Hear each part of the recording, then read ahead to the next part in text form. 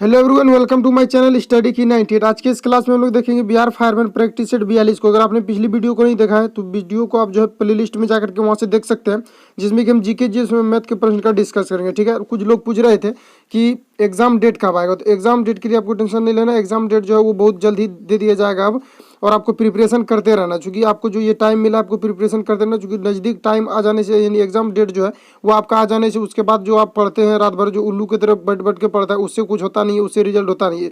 इसलिए आपको रेगुलरिटी को मेंटेन करना है और आपको पढ़ते रहना है। ठीक है, एग्जाम डेट बहुत आपका जो है जल्द वो आने वाला है। ठीक है, तो चलिए शुरू करते हैं। पहला प्रश्न यार आप सभी के सामने यहाँ पर आपको पूछा है। आज हम जो 50 प्रश्न का इसमें डिस्कस करेंगे। ठीक है, तो वीडियो के एंड तक बने रहिए और देखिएगा इनमें से जो कितना को अटेम्प्ट कर पाते हैं। तो यहाँ पर आपको पूछा है एक नंबर में, यहाँ पर आपको बताना है कि मिस्र की राजधानी कहाँ है। तो बताइए कि मिस्र की राजधानी कहाँ है, ये आपको यहाँ पर बताना है। मिस्र की अगर बात करें तो ये काहिरा हो जाएगा। ऑप्शन नंबर सी यहाँ पर आपका राइट हो जाएगा। यही अगर हम बात करें कि मिस्र की मुद्रा क्या है, तो यहाँ की मुद्रा की अगर हम बात करें तो ये आपका पाउंड हो जाएगा। क्या हो जाएगा, यहाँ की मुद्रा की अगर हम बात करें तो ये आपका पाउंड हो जाएगा। और मिस्र की जो राजधानी ये आपका काहिरा, तो ऑप्शन सी यहाँ पर आपका राइट हो जाएगा। नेक्स्ट आगे बढ़ते हैं। नेक्स्ट में यहाँ पर आपको पूछा जा रहा है दौर में प्रथम जनसभा कहाँ हुई थी। तो बताइए कि प्रथम जनसभा जो हुई थी ये कहाँ पर हुआ था, ये आपको यहाँ पर पूछा जा रहा है। तो ये आपके पाटलिपुत्र में हुआ था, तो ऑप्शन डी यहाँ पर आपका राइट हो जाएगा। और ये जो हुआ था ये चंद्रगुप्त मौर्य के जो है शासनकाल में हुआ था, और ये कब हुआ था, 300 ईस्वी ये पूर्व हुआ था। ठीक है, 300 ईस्वी ये पूर्व हुआ था। और ये जो कहाँ पर हुआ था, ये पाटलिपुत्र में हुआ था। और ये कब किसके शासनकाल में हुआ था, ये अगर पूछा जाता है तो ये चंद्रगुप्त मौर्य के शासनकाल में हुआ था। ठीक है, तो ऑप्शन डी यहाँ पर आपका राइट हो जाएगा। नेक्स्ट आगे बढ़ते हैं। नेक्स्ट में यहाँ पर आपको बताना है भारत का सबसे घनी आबादी वाला शहर कौन सा है। बताइए कि भारत का सबसे घनी आबादी वाला कौन सा शहर है। ये पूछा गया था प्रीवियस ईयर में भी, ये वाला प्रश्न पूछा गया था कि 2011 के अनुसार सबसे घनी आबादी वाला शहर कौन सा था। ये आपका मुंबई था, और उसके बाद अभी जनगणना नहीं हुआ, तो ऑप्शन ए यहाँ पर आपका राइट हो जाएगा कि भारत का सबसे घनी आबादी वाला जो राज्य ये आपका मुंबई है। ऑप्शन ए यहाँ पर आपका राइट हो जाएगा। ठीक है, नेक्स्ट आगे बढ़ते हैं। नेक्स्ट में यहाँ पर आपको ये पूछा जा रहा है कि उत्तर मध्य रेलवे का मुख्यालय कहाँ है। तो बताइए उत्तर मध्य रेलवे का जो मुख्यालय है ये कहाँ पर स्थित है, ये आपको यहाँ पर बताना है। तो ये आपके इलाहाबाद में स्थित है उत्तर रेलवे का मुख्यालय। ऑप्शन ए यहाँ पर आपका राइट है। वही अगर हम बात करें उत्तर रेलवे का जो मुख्यालय इलाहाबाद में स्थापित है, ये कब किया गया था, तो ये आपका 18 दिसंबर 1961 को किया गया था। ठीक है, तो इसको भी आपको यहाँ पर याद रखना है। ऑप्शन ए यहाँ पर आपका राइट हो जाएगा। नेक्स्ट आगे बढ़ते हैं। नेक्स्ट में यहाँ पर आपको बताना है किस वर्ष भारतीय सैनिकों ने गोवा एवं दमन एवं द्वीप को पुर्तगालियों से मुक्त कराया था। तो बताइए कि किस वर्ष जो है गोवा, दमन एवं द्वीप को पुर्तगालियों से मुक्त, चूंकि इसके पहले जो थे गोवा जो थे ये किसके अधीन थे, गोवा दमन द्वीप जो है ये पुर्तगालियों के अधीन बना रहा। तो इसको जो भारत सरकार के द्वारा और सैनिकों के सहयोग से इसको 1961 में जो भारत में मिलाया गया। ऑप्शन सी यहाँ पर आपका राइट हो जाएगा। नेक्स्ट आगे बढ़ते हैं। नेक्स्ट यहाँ पर और आपको यहाँ पर याद रखना है कि गोवा का जो प्रति व्यक्ति आय जो है ये सबसे अधिक है पूरे भारत में। अगर हम बात करें कि किस स्टेट का प्रति व्यक्ति आय अधिक है, तो ये आपके गोवा का है। और अगर सबसे कम की अगर हम बात करें कि किस राज्य का प्रति व्यक्ति आय जो है वो आय जो इनकम है वो सबसे कम है, तो ये आपके बिहार का हो जाएंगे। ठीक है, तो ऑप्शन यहाँ पर आपका सी राइट हो जाएगा। नेक्स्ट आगे बढ़ते हैं। नेक्स्ट में यहाँ पर आपको पूछा जा रहा है लोकसभा में कितने सदस्य होते हैं, ये आपको यहाँ पर बताना है। तो लोकसभा की अगर हम बात करें कितने सदस्य होते हैं, तो इसमें टोटल सदस्य की अगर हम बात करें तो ये 552 होते हैं। ऑप्शन बी यहाँ पर आपका राइट हो जाएगा। नेक्स्ट आगे बढ़ते हैं। नेक्स्ट में यहाँ पर आपको पूछा रहा है निम्नलिखित में से किस स्थान पर सिंधु घाटी सभ्यता के अवशेष प्राप्त हुए थे। तो बताइए किस स्थान पर सिंधु घाटी सभ्यता के अवशेष प्राप्त हुए थे, ये आपको यहाँ पर बताइए। ये कालीबंगन में हुआ था। ऑप्शन बी यहाँ पर आपका राइट हो जाएगा। और कालीबंगन कहाँ है, तो ये राजस्थान के गंगानगर जिले में। कहाँ पर है, तो ये गंगानगर जिले में स्थित है। तो ऑप्शन बी यहाँ पर आपका राइट है। और इसमें जो अवशेष मिला था ये कब मिला था, तो ये 1500 ये जो मिला था आपका ये 1953 में इसका जो है यहाँ पर अवशेष मिला था। ठीक है, तो इसको भी आपको यहाँ पर याद रखना है। ऑप्शन बी यहाँ पर आपका राइट हो जाएगा, जो कि राजस्थान में स्थित है। नेक्स्ट आगे बढ़ते हैं। नेक्स्ट में आपको यहाँ पर बताना है 8 नंबर में यहाँ पर आपको बताना है आयरन लेडी के नाम से विख्यात ब्रिटेन की पहली प्रधानमंत्री कौन है। बताइए कि आयरन लेडी के नाम से जो विख्यात ब्रिटेन की पहली प्रधानमंत्री थी ये कौन थी, ये आपको यहाँ पर बताना है। तो इसकी अगर हम बात करें ये मार्गरेट थैचर थी। ऑप्शन नंबर ए स्पष्ट यहाँ पर आपका राइट हो जाएगा। नेक्स्ट आगे बढ़ते हैं। नेक्स्ट में यहाँ पर आपको पूछा जा रहा है महाकालेश्वर हिल स्टेशन किस राज्य में स्थित है। तो बताइए कि महाकालेश्वर हिल स्टेशन जो है ये किस राज्य में स्थित है, ये आपको यहाँ पर बताना है। तो ये महाराष्ट्र में स्थित है। ऑप्शन बी यहाँ पर आपका राइट हो जाएगा। ठीक है, नेक्स्ट आगे बढ़ते हैं। नेक्स्ट में यहाँ पर आपको पूछा जा रहा है 10 नंबर में निम्नलिखित में से महाराष्ट्र का कौन सा जिला कोयला उत्पादन के लिए विख्यात है। तो बताइए कि महाराष्ट्र का कौन सा ऐसा जिला है जो कोयला उत्पादन के लिए विख्यात है। तो ये चंद्रपुर है। तो ऑप्शन ए यहाँ पर आपका राइट हो जाएगा। ये चंद्रपुर जिला जो महाराष्ट्र में स्थित है कोयला के लिए ये जो है काफी विख्यात है। तो ऑप्शन ए यहाँ पर आपका राइट हो जाएगा। नेक्स्ट आगे बढ़ते हैं। नेक्स्ट में यहाँ पर आपको बताना है 11 नंबर में राष्ट्रीय रासायनिक प्रयोगशाला स्थित है। तो बताइए कि राष्ट्रीय रासायनिक प्रयोगशाला जो है ये कहाँ पर स्थित है, तो ये आपके पुणे में स्थित है। ऑप्शन बी यहाँ पर आपका राइट है। वही अगर हम स्थापना की बात करें कि इसकी स्थापना कब हुआ था, तो ये 1950 में हुआ था। कब हुआ था, 1950 में हुआ था, जो कि पुणे में स्थित है। तो ऑप्शन बी यहाँ पर आपका सही हो जाएगा। नेक्स्ट आगे बढ़ते हैं। नेक्स्ट में यहाँ पर आपको पूछा जा रहा है भारतीय राष्ट्रीय कांग्रेस की स्थापना कब हुई थी। तो बताइए कि भारतीय राष्ट्रीय कांग्रेस की स्थापना कब हुई थी, ये आपको यहाँ पर बताना है। तो भारतीय राष्ट्रीय कांग्रेस की स्थापना की अगर बात करें 1885 में हुआ था। ये सभी प्रश्न कई बार रिपीट हो चुके हैं, ठीक है। तो ऑप्शन डी यहाँ पर आपका राइट हो जाएगा, ठीक है। अगर हम बात करें कि भारतीय राष्ट्रीय कांग्रेस की जो प्रथम अधिवेशन हुआ था ये कब हुआ था, तो ये हुआ था आपका 28 दिसंबर को। कब हुआ था? 28 दिसंबर 1885 को हुआ था। 1885 को हुआ था प्रथम अधिवेशन जो भारतीय राष्ट्रीय कांग्रेस का हुआ था। तो ऑप्शन डी यहाँ पर आपका राइट हो जाएगा। नेक्स्ट आगे बढ़ते हैं। नेक्स्ट में यहाँ पर आपको बताना है 13 नंबर में पूछा रहा है किस रोग से पीड़ित व्यक्ति के लिए पुनः किस रोग से पीड़ित व्यक्ति के लिए मुख्य पुनः आर्द्रीकरण चिकित्सा का अनुमोदन किया जाता है। तो बताइए किसके लिए किया जाता है, तो ये हैजा के लिए किया जाता है। ऑप्शन सी यहाँ पर आपका राइट हो जाएगा, जिसमें कि ORS का घोल भी पिलाया जाता है। क्या पिलाया जाता है? तो ORS का इसमें जो है घोल पिलाया जाता है। वही अगर ORS की घोल की अगर हम बात करें तो ओरल रिहाइड्रेशन सोल्यूशन हो जाएगा। इसका फुल फॉर्म क्या हो जाएगा? ओरल रिहाइड्रेशन सॉल्यूशन इसका फुल फॉर्म हो जाएगा, जो कि हेजा में पिलाया जाता है। तो ऑप्शन सी यहाँ पर आपका राइट हो जाएगा। नेक्स्ट आगे बढ़ते हैं। नेक्स्ट में यहाँ पर पूछा जा रहा है डोडा बेट्टा चोटी किस पर्वत श्रेणी में स्थित है। तो बताइए कि डोडा बेट्टा पर्वत श्रेणी जो है ये किस श्रेणी पर्वत श्रेणी में स्थित है, ये आपको यहाँ पर पूछा जा रहा है। इसकी अगर हम बात करें तो ये नीलगिरी की पहाड़ियों में स्थित है। ऑप्शन बी यहाँ पर आपका राइट हो जाएगा। अगर हम बात करें इसकी लंबाई की अगर बात किया जाए कि कितना लंबाई है, तो 2637 मीटर इसकी लंबाई है। तो ऑप्शन बी यहाँ पर आपका राइट हो जाएगा। नेक्स्ट आगे बढ़ते हैं। नेक्स्ट में यहाँ पर आपको बताना है इसरो का मुख्यालय कहाँ है। तो इसरो की सबसे पहले अगर हम यहाँ पर फुल फॉर्म की बात करें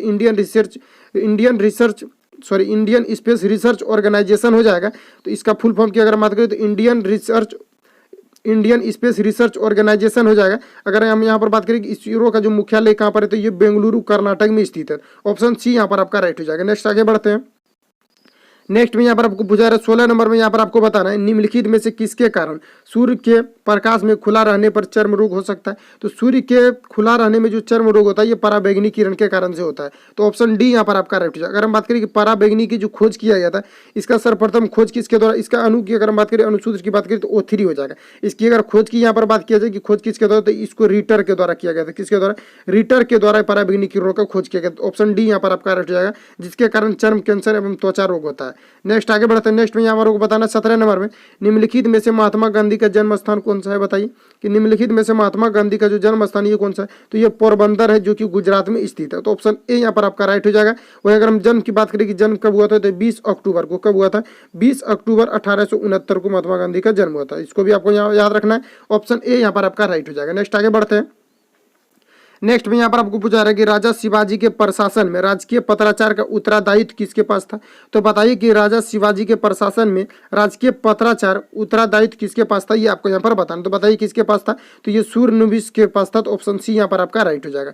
नेक्स्ट आगे बढ़ते हैं। नेक्स्ट में यहाँ पर आपसे पूछा जा रहा है कि मुंह में ही लार भोजन के डैश वाले भाग को पचा देता है। तो बताइए कि मुंह में ही लार भोजन के डैश वाले भाग को पचा देता है। लार बताइए कि किस भोजन को पचाया जाता है, तो ये स्टार्च को पचाया जाता है। ऑप्शन सी यहाँ पर आपका राइट जाएगा। और अगर यहाँ पर ये पूछा जाता है कि लार में किस प्रकार का एंजाइम पाया जाता है, ये पूछा जाता है कि लार में किस प्रकार का एंजाइम पाया जाता है, इसमें इमाइलेज पाया जाता है, जो कि इमाइलेज जो होता है ये क्या करता है, स्टार्च को पचाने का कार्य करता है। वही अगर हम बात करें कि लार जो होता है इसका पीएच मान कितना होता है, ये अगर आपसे यहाँ पर पूछा जाता है तो 6.8 होता है। तो इतने फैक्ट आपको यहाँ से याद रखना है। ऑप्शन सी यहाँ पर आपका सही है। नेक्स्ट आगे बढ़ते हैं।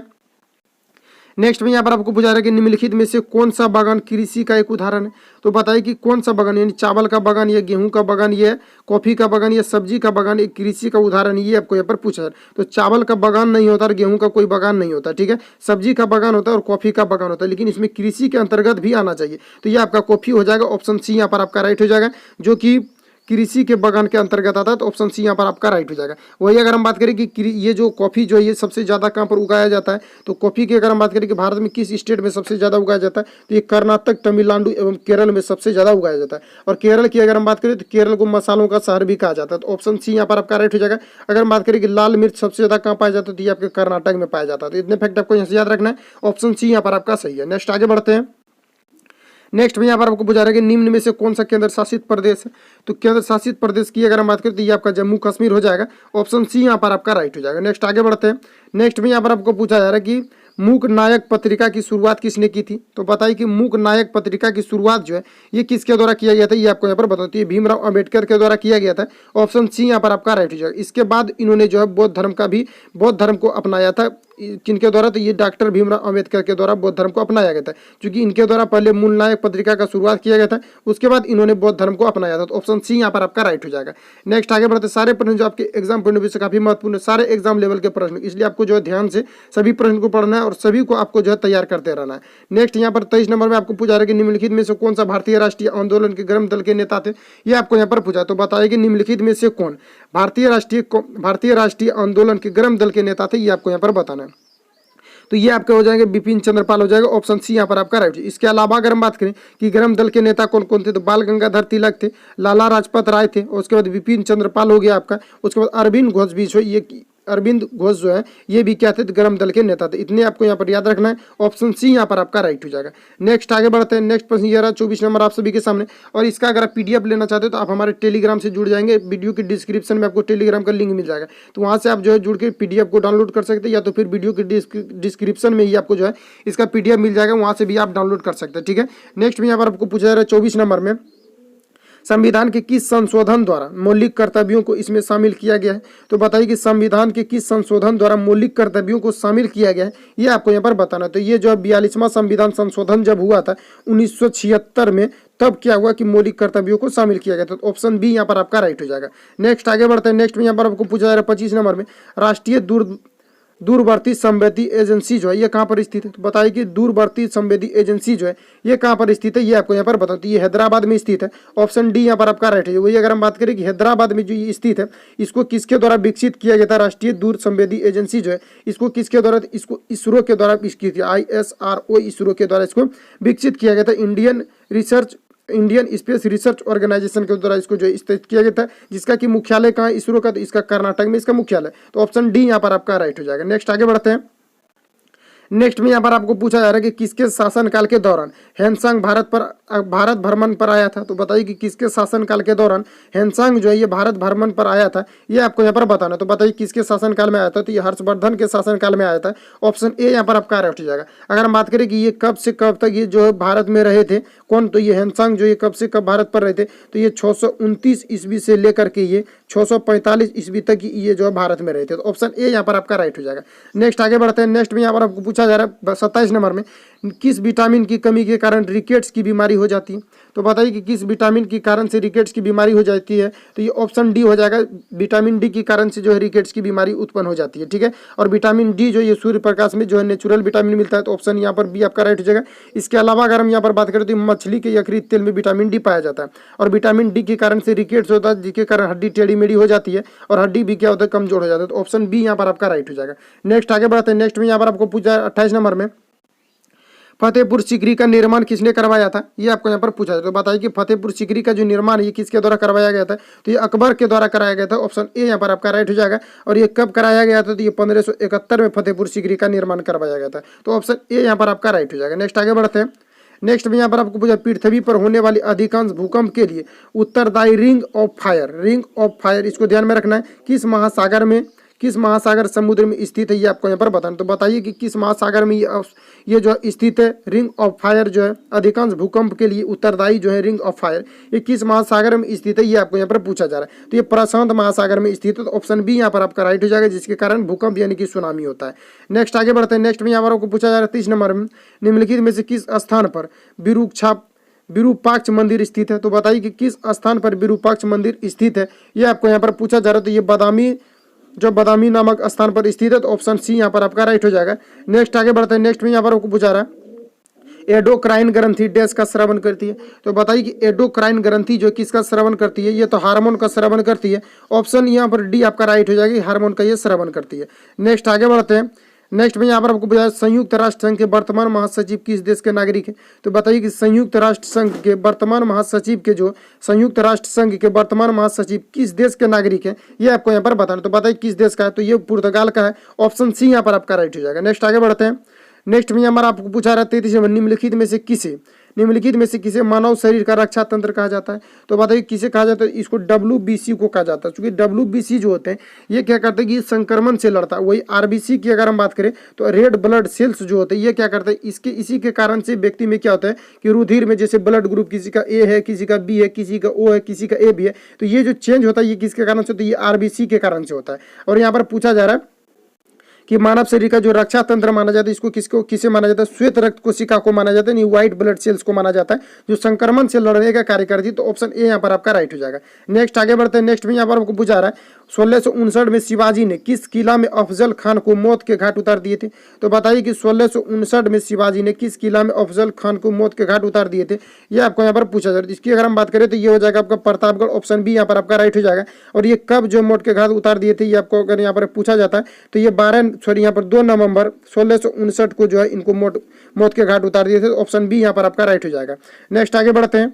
नेक्स्ट में यहाँ पर आपको पूछा रहा है कि संविधान के डेथ सूची में केंद्र और राज्यों के बीच शक्ति विभाजन का वर्णन किया गया। तो बताइए कि किस में किया गया। तो ये सप्तम सूची में यानी कि 7वीं अनुसूची में ये जो संविधान में ये जो संविधान की अनुसूची यानी कि 7वीं अनुसूची में केंद्र और राज्यों की शक्ति का विभाजन का वर्णन किया गया है। ऑप्शन सी यहाँ पर आपका राइट हो जाएगा। और ये जो है अनुच्छेद 248 में ये किया गया है, ठीक है। तो ऑप्शन यहाँ पर सी आपका 7वीं अनुसूची और अनुच्छेद 248 के तहत ये किया गया था, ठीक है। तो ऑप्शन सी यहाँ पर आपका राइट हो जाएगा।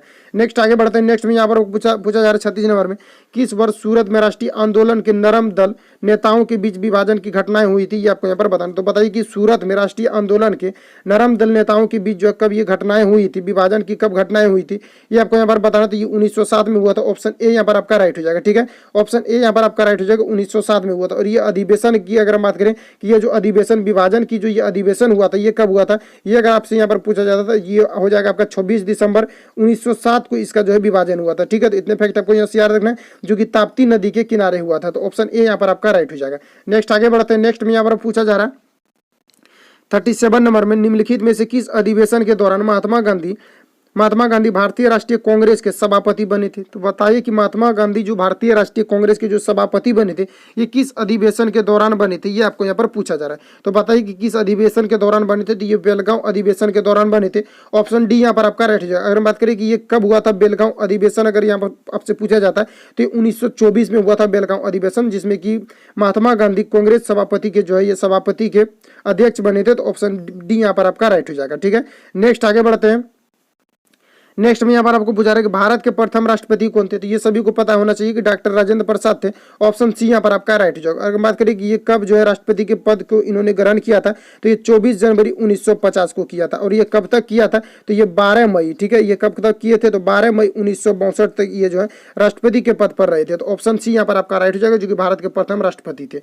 नेक्स्ट आगे बढ़ते हैं। नेक्स्ट में यहाँ पर आपको पूछा रहा है कि निम्नलिखित में से किसे मानव कंप्यूटर की तरफ जाना जाता है। तो बताइए कि निम्नलिखित में से किसे मानव कंप्यूटर की तरह जाना जाता है, ये आपको यहाँ पर बताना है। तो ये जो है शकुंतला देवी को मानव कंप्यूटर की तरह जाना जाता है। ऑप्शन सी यहाँ पर आपका राइट हो जाएगा। और यह जो सम्मान इसको किसके द्वारा दिया गया था, तो ये सम्मान इसको जो है गूगल के द्वारा दिया गया था। तो इसको भी आपको याद रखना है कि मानव सम्मान ये इसको जो ये सम्मान दिया गया था कि ये कंप्यूटर की तरह कार्य करती है, ये गूगल के द्वारा दिया गया था और ये शकुंतला देवी को दिया गया था। तो ऑप्शन सी यहाँ पर आपका राइट हो जाएगा। नेक्स्ट आगे बढ़ते हैं। नेक्स्ट में यहाँ पर बताना है 40 नंबर में बांग्लादेश का ढाका देश के लिए प्रसिद्ध है। तो बताइए कि बांग्लादेश का जो ढाका है, ढाका नामक एक स्थान बांग्लादेश में जो कि किसके लिए प्रसिद्ध है, ये आपको यहाँ पर पूछा है। तो बताइए किसके लिए प्रसिद्ध है। तो ये जूट के लिए प्रसिद्ध है। वही अगर हम जूट की बात करें कि विश्व में जो है जूट उत्पादन में मतलब 1 नंबर पर कौन सा देश आता है आपका, तो वो बांग्लादेश हो जाएगा। दूसरे नंबर पर हो जाएगा आपका भारत हो जाएगा और तीसरे नंबर पर ये हो जाएगा चीन हो जाएगा, ठीक है। तो यहाँ पर जूट की अगर यहाँ पर बात किया जाए ढाका के लिए किसके प्रसिद्ध है तो ये हो जाएगा आपका जूट के लिए हो जाएगा। तो ऑप्शन बी यहाँ पर आपका राइट हो जाएगा। नेक्स्ट आगे बढ़ते हैं।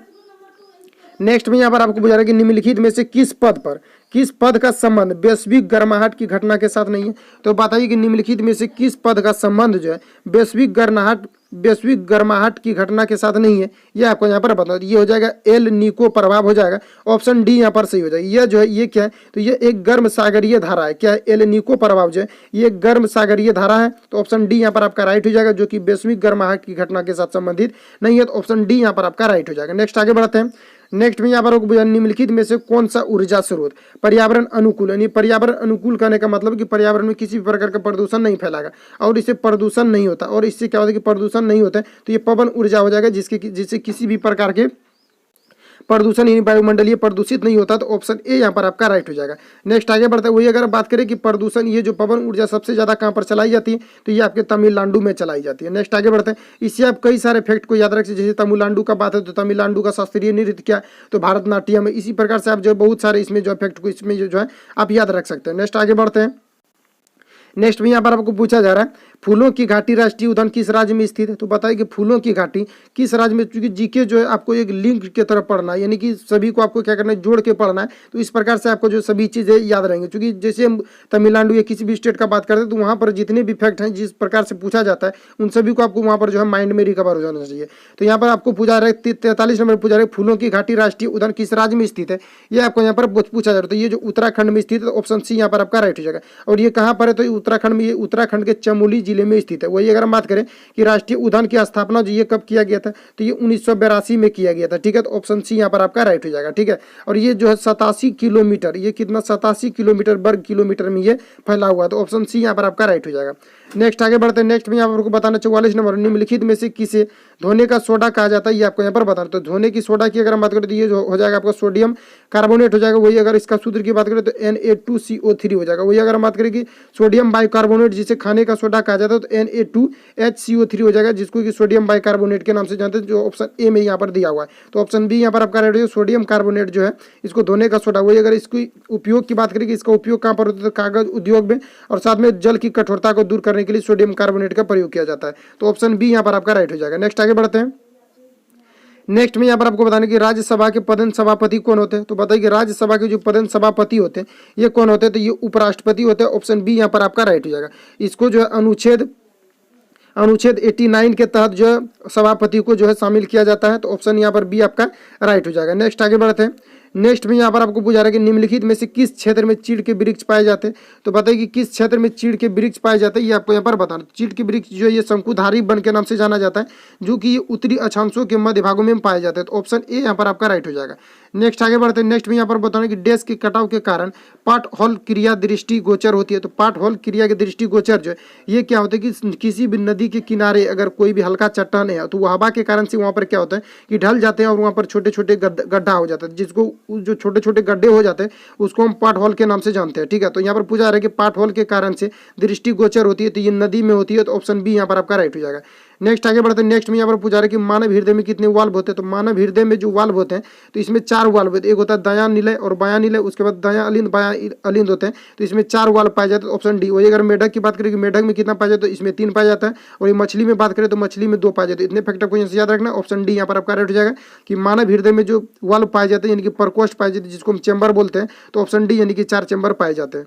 नेक्स्ट आगे बढ़ते हैं। नेक्स्ट में यहाँ पर बता रहा हूँ भगवान विठल के प्रति भाव दर्शाने वाले अभंग की रचना करने वाले संतू तुकाराम निम्नलिखित में से किस स्थान के रहने वाले थे, ये आपको यहाँ पर बताना है। तो ये जो आल नदी के रहने वाले थे। ऑप्शन सी यहाँ पर आपका राइट हो जाएगा। नेक्स्ट आगे बढ़ते हैं। नेक्स्ट ये करंट अफेयर से क्वेश्चन है। तो करंट अफेयर जितना भी आपका फायरमैन से बनेंगे तो उसको जो प्रत्येक वीडियो हम करते जाएंगे। ठीक है, तो फायरमैन भी आपका जो है ये चालू हो जाएगा। तो यहाँ पर आपको पूछा जा रहा है कि 15वें वित्त आयोग के अध्यक्ष कौन थे, ये आपको यहाँ पर पूछा जा रहा है। तो 15वें वित्त आयोग के अध्यक्ष की अगर हम बात करें तो ये हो जाएंगे आपके KN सिंह हो जाएगा, जो कि इसकी अगर हम बात करें कि ये कब से बने, तो ये 1 अप्रैल से, कब से बने, तो 1 अप्रैल 2020 से ये जो है बने और ये 5 साल के लिए बने। तो ऑप्शन ए यहाँ पर आपका राइट हो जाएगा। बस इतने प्रश्न लेकर आए थे। मिलते हैं नेक्स्ट वीडियो के साथ। अगर चैनल पर पहली बार है तो चैनल को सब्सक्राइब करके बेल आइकन को प्रेस कर लेना, क्योंकि आपको इससे जुड़ी नोटिफिकेशन जाए तो आप आसानी से डेली प्रैक्टिस सेट कर दे रहे हैं। तो मिलते हैं नेक्स्ट वीडियो के साथ। लाइक कमेंट शेयर करते रहिएगा। मिलते हैं नेक्स्ट वीडियो के साथ। Thank you for watching. Best of luck.